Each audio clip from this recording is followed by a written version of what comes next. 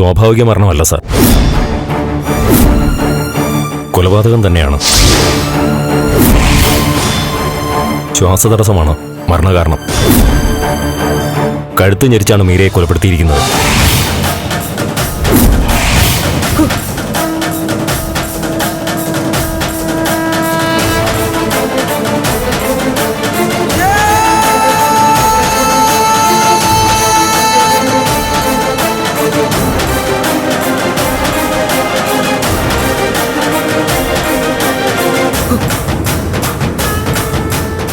ഞാൻ നേരത്തെ തന്നെ പറഞ്ഞതല്ലേ സർ, ഇത് കൊലപാതകമാണെന്ന്. ആ ദേവികയും അവളുടെ അച്ഛനും കൂടി പാവം മീരമോളെ കൊന്നുകളഞ്ഞു.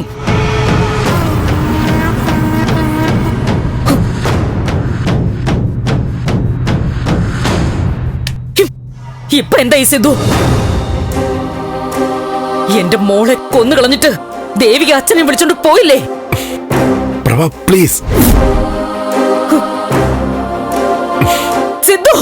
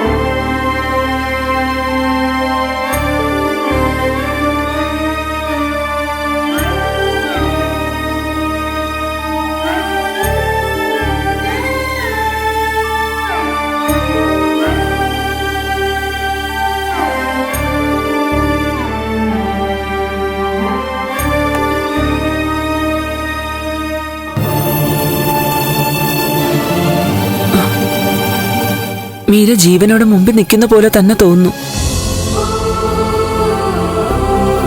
പക്ഷെ വേണ്ട പ്രാഞ്ചി, ഈ പട ഇവിടെ വെക്കണ്ട. കാണുമ്പോൾ ഓരോ ഓർമ്മകൾ വരും. അമ്മ പറഞ്ഞു നേരെ പ്രാഞ്ചി. നീ മീരെ നന്നായി വരച്ചു, പക്ഷേ ഇവിടെ വെക്കണ്ട. ഇത് ഇവിടെ വെക്കാൻ വേണ്ടി വരച്ചതല്ല ഗിരിയേട്ടാ, ബലരാമ സാറിന് കൊടുക്കാൻ വേണ്ടിയാ. മീരയുടെ അച്ഛൻ എത്രമാത്രം സ്നേഹിച്ചിരുന്നത്. ഗിരിയേട്ടാ, ആ കുടുംബത്തിന്റെ ദുഃഖം മനസ്സിൽ നിന്ന് പോകുന്നില്ല.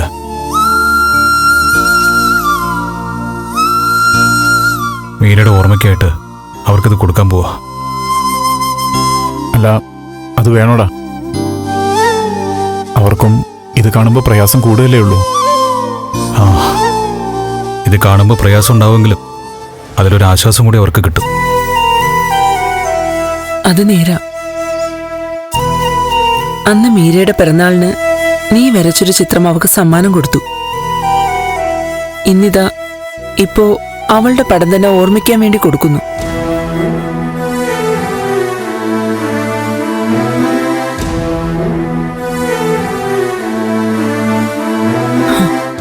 വിധി, അല്ലാതെ എന്തു പറയാനാ. പോസ്റ്റ്മോർട്ടം റിപ്പോർട്ട് വരാറായില്ലേ? അത് വന്നാലല്ലേ മരണകാരണം അറിയാൻ പറ്റൂ, മരിച്ചതാണോ കൊന്നതാണോ എന്നൊക്കെ. ഒരു സ്വാഭാവിക മരണമാവാൻ സാധ്യതയില്ലെന്നാ എന്റെ മനസ്സ് പറയുന്നത്.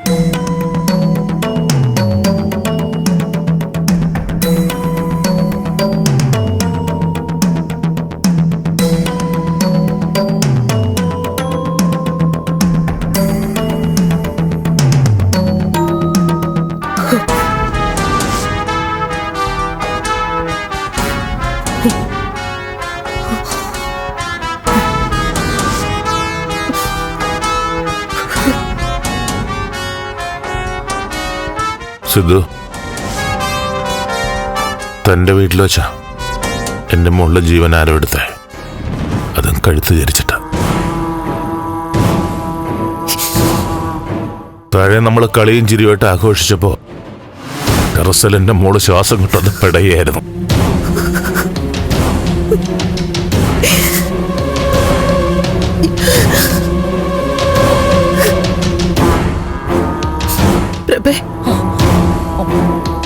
ഞങ്ങളുടെ വീട്ടിൽ താമസിക്കുന്നതിൽ സേഫായിരുന്നു അവക്ക് ചന്ദ്രോത്ത്. ഞങ്ങൾക്കും അങ്ങനെ തന്നെയായിരുന്നു. എന്നിട്ടും അവിടെ വെച്ച് എന്റെ മോളെ ആരാ എന്റെ മോളെ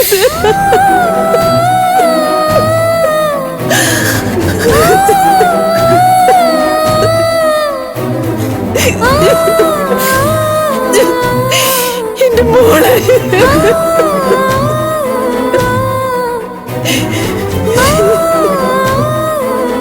താൻ പറ സിദ്ധു, ആരാ എന്നെ പേരെ കൊന്നേ? പറയേ.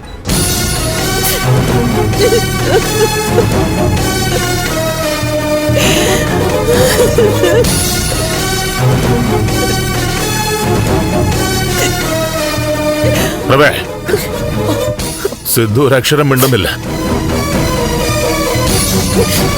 എന്റെ മോളോട് ആരാ അത് ചെയ്തേ? ഞാൻ ആദ്യം മുതലേ പറയുന്നതല്ലേ, ദേവിക.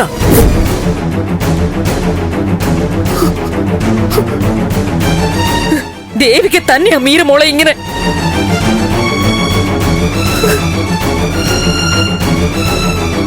മീരയെ ദേവിക അവളുടെ അച്ഛന്റെ സഹായത്തോടെ കൊന്നു. എന്നിട്ട് പിടിക്കപ്പെടാതിരിക്കാൻ വേണ്ടി എങ്ങോട്ട് ഒളിച്ചു പോയി. ഒന്നും നിർത്ത് പ്രഭ.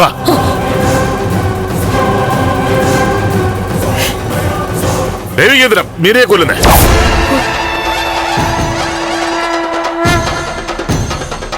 ആ വീട്ടു ജോലിക്കാർക്ക് എന്റെ മകളോട് പക തോന്നാനുള്ള കാരണം എന്താ?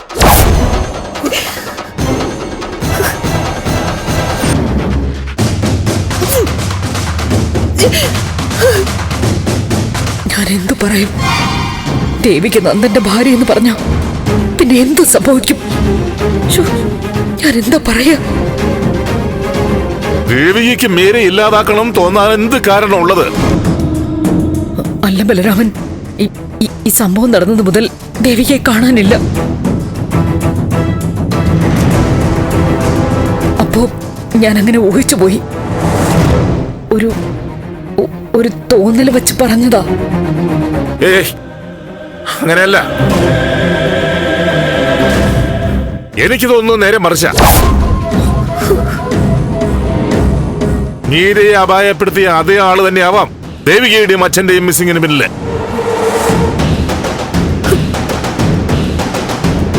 അവരിലേക്ക് സംശയം ഉണ്ടാക്കാൻ വേണ്ടി മനഃപൂർവ്വം ചെയ്തതാവും.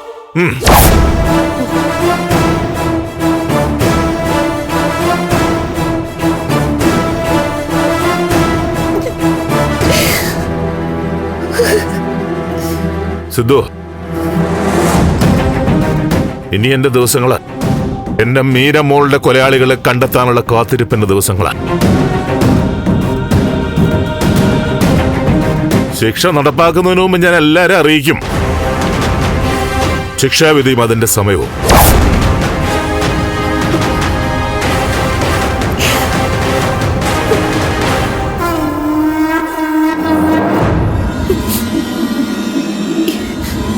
നമുക്ക് നന്ദന് കാര്യങ്ങൾ അറിയിക്കണ്ടേ?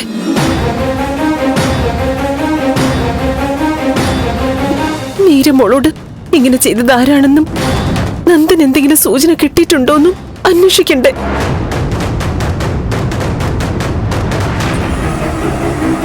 നന്ദനാകെ തകർന്നിരിക്കല്ലേ, പാവം.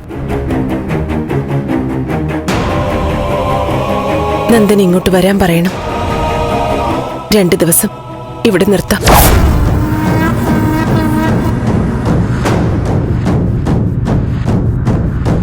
നമുക്കെല്ലാവർക്കും ഇവിടെ കഴിയാം.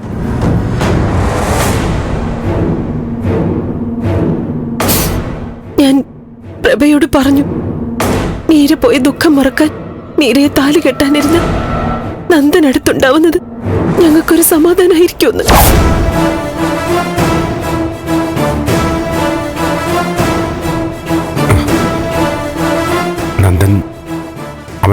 തകർന്നു കിടക്കുക.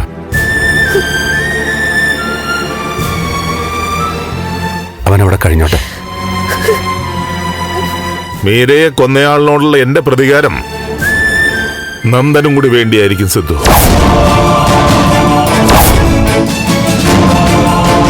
വിടില്ല ഞാൻ.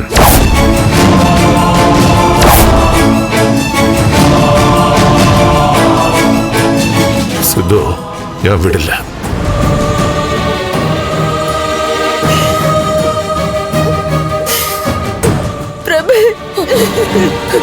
ചന്ദ്ര,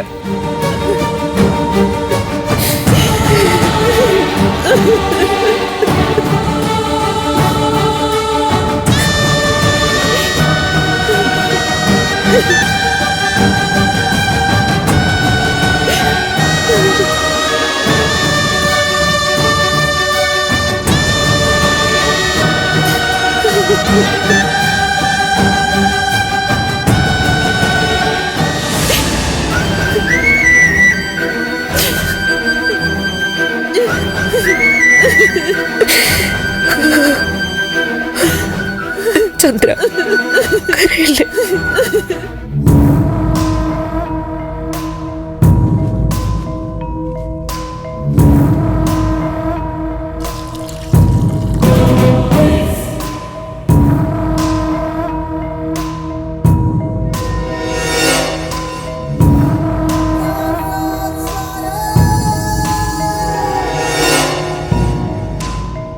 വിശ്വംഭര, ഇച്ചായ, നീ ഇവിടെ എന്ത് ചെയ്യുന്നു? ഇങ്ങോട്ട് വാ.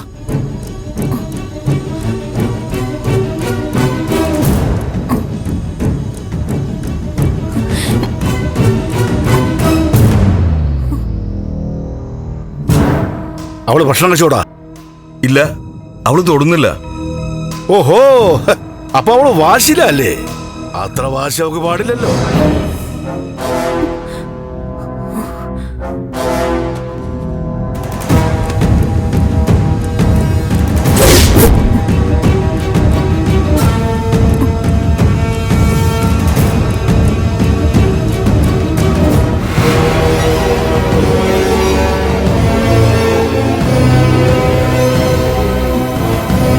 ഭക്ഷണം കഴിക്കാതെ ആള് തട്ടിപ്പോടാ. ഒന്നങ്ങ് പൊട്ടിച്ചു കൊടുക്കാലെന്ന് വിചാരിച്ചതാ.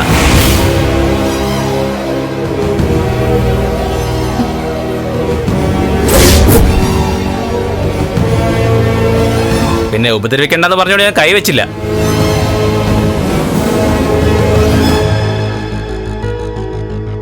വാതിൽ ഓർക്കടാ.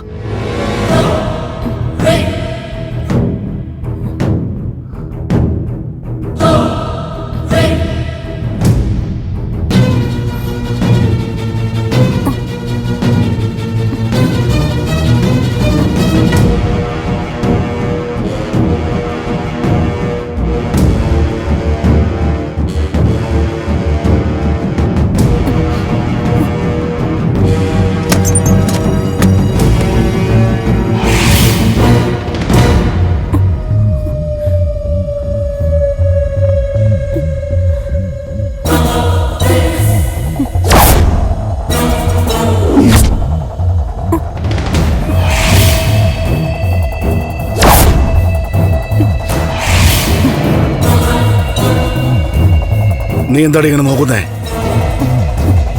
എനിക്ക് പോണം. എന്നെ ഇവിടുന്ന് പറഞ്ഞു വിട. അതൊന്നും നടക്കുന്ന കാര്യമല്ല.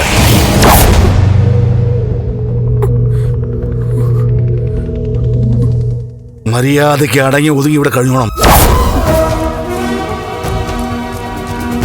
മോളെ, നീ വാശി പിടിച്ച് ഭക്ഷണം കഴിക്കാതിരുന്ന അങ്ങനെയാ. ആ, എടുത്ത് കഴിക്കേ. അല്ലെങ്കിൽ വേണ്ട, ഞാൻ എടുത്തുതരാം.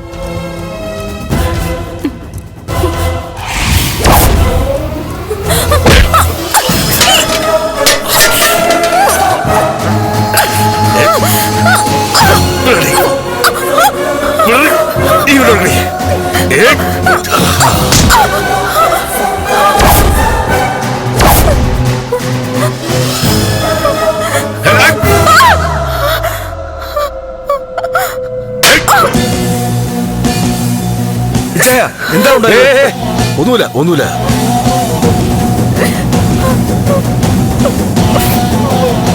ആ കീരിയുടെ കയ്യിൽ നിന്ന് രക്ഷിച്ച് എന്നെ നിനക്ക് തീർക്കണോടി. നിന്റെ മാനം രക്ഷിക്കാൻ നോക്കി ആളുടി നിന്നെ ഈ കത്തി വീശല്. നിന്നെ പോ ചെല് പോ.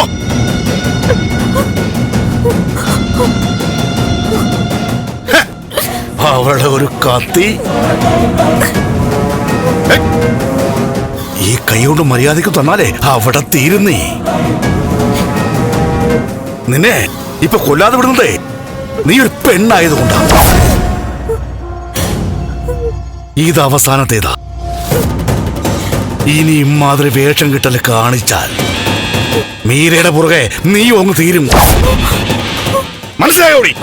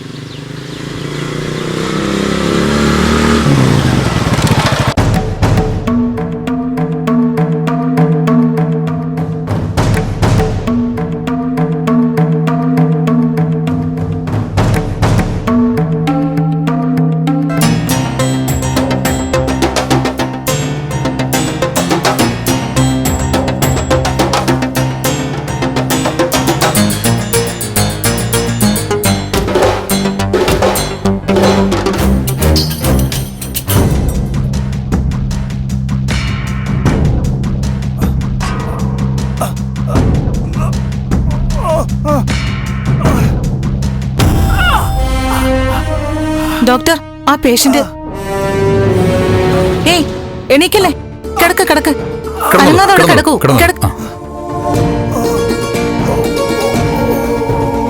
പേടിക്കണ്ട, ഇത് ആശുപത്രിയാ. താലൂക്ക് ആശുപത്രി, രാമപുരം.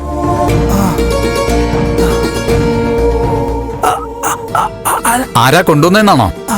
നാട്ടുകാരാ. കുറ്റിക്കാട്ടിൽ വീണ് കിടക്കുകയായിരുന്നു.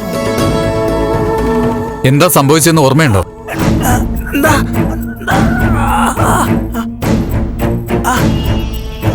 വേണ്ട വേണ്ട വേണ്ട, ഓർമ്മിച്ച് ബുദ്ധിമുട്ടുണ്ട. ആദ്യം ചികിത്സ നടക്കട്ടെ. ബന്ധുക്കളെയൊക്കെ ഒന്ന് അറിയിക്കേണ്ടി വരും. ഇപ്പൊ വിശ്രമിച്ചോളൂ.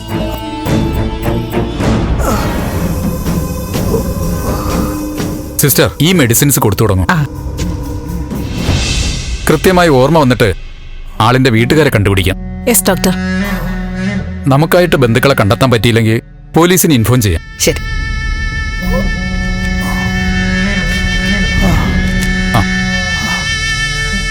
ടെൻഷൻ ആവണ്ട കേട്ടോ. ഉറങ്ങിക്കോളൂ. ഓക്കെ.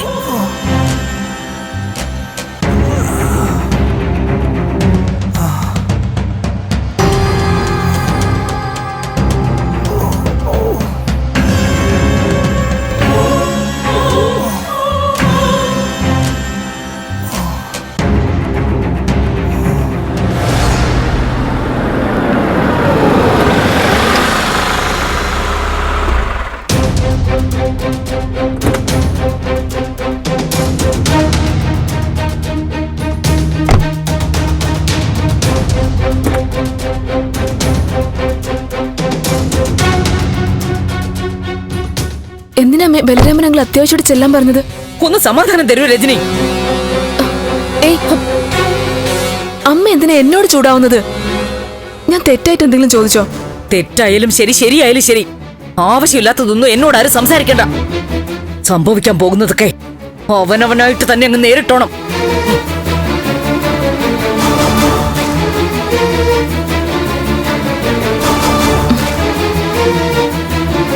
എന്താ അച്ഛാ, എന്താ കാര്യം? അമ്മ എന്തൊക്കെയാ പറയുന്നേ? ഒന്നുമില്ല മോളെ, മീരയുടെ പോസ്റ്റ്മോർട്ടം റിപ്പോർട്ട് വന്നു. എന്നിട്ട് കേൾക്കുമ്പോൾ നീ പ്രയാസപ്പെടരുത്. മീരയുടെ മരണം കൊലപാതകം തന്നെയാണ്.